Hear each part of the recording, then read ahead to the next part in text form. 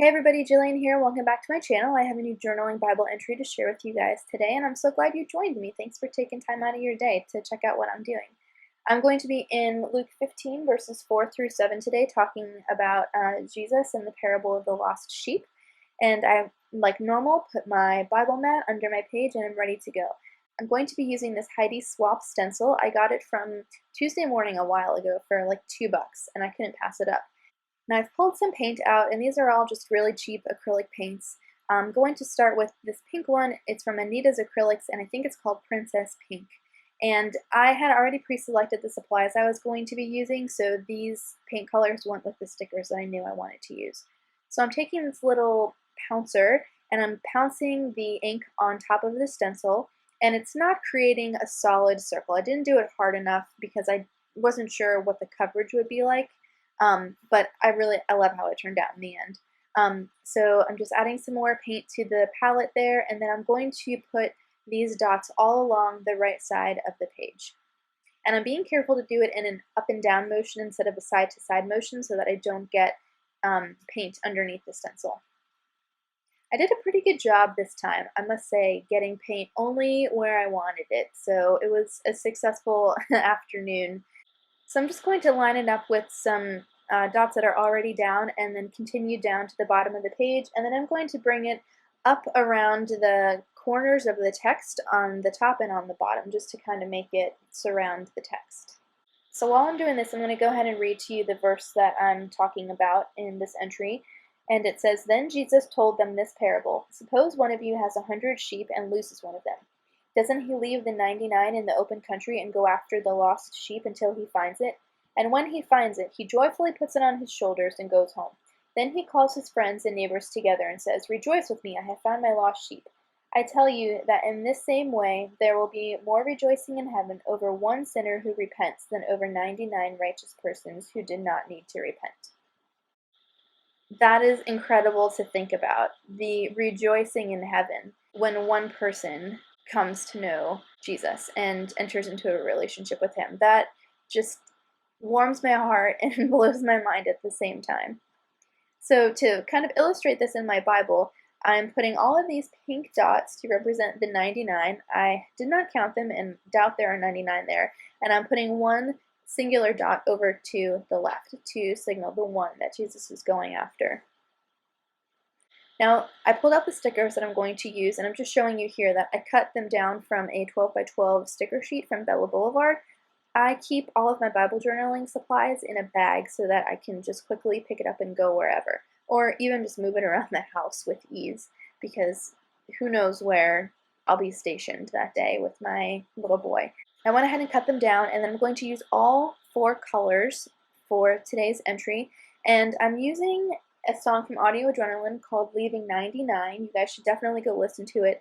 It's over 10 years old. I was listening to it as a young 20-something-year-old. It was perfectly melancholy, which is what I was into at the time, and it just has beautiful lyrics. So what I'm going to be spelling out today says, "I'd leave 99, leave them all behind to find you." So I'm using 4 different colors, and then the U I wanted to be really big and put the emphasis on that, and I'm using the big and bold alpha stickers for that. Now I put them on wax paper to kind of see how they would fit on the page and to make sure there was enough room and so that I could move them around if necessary. But before I go ahead and get the stickers down, I'm going to quickly circle each one of the polka dots to define it a little better on the page. I didn't want it to get totally lost. I wanted you to be able to tell that they're there.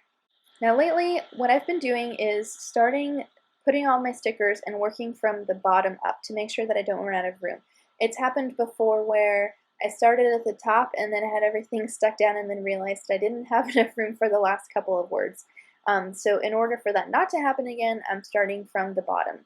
And fortunately, I had enough room this time. And I'm also going to use the Homespun number stamp set there that you can see up at the top for the number 99.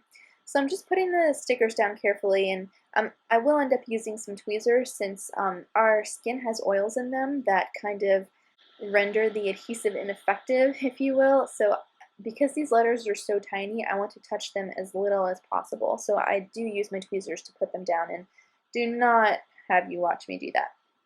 So I've never used this stamp set before, and I recently saw a tip from Jennifer McGuire over on her YouTube channel, Jennifer McGuire Ink, where she takes a new stamp, stamps it in Versamark ink, and then smears it on her hand, and then uses the ink that she was planning to use and then stamps it so that you get a nice solid image. And it worked.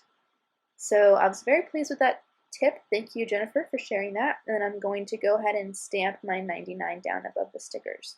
So this song has just great lyrics. I'm going to read the bridge to you because it was my absolute favorite part of the song. It's kind of that build up, and the words are so beautiful. It says, "You're never too far down, I promise you'll be found. I'll reach into the mud, the miry clay, pursue you to the end like a faithful friend. Nothing in this world can keep me away."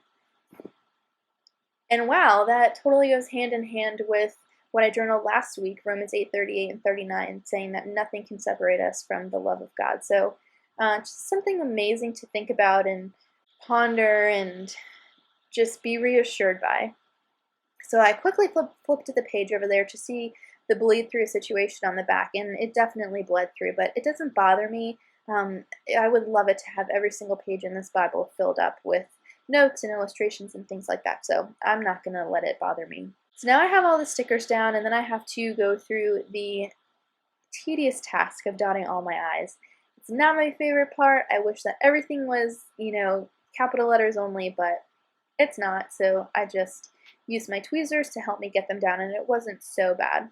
Now that all the stickers are down, I would be remiss to not put an apostrophe in the word "I'd" up at the very top. Next, what I'm going to do is go ahead and outline the word "all" because I really wanted to emphasize that. I didn't think that I wanted to outline every single sticker, but then I do end up afterwards off camera, after my pictures are taken, I end up going back and outlining every word that's on the page, and it looks so much better. So the last thing I'm going to do after I stamp my date is just to highlight the text of the verse that I'm illustrating, and that's it. Here's a look at the final page and a few close-ups.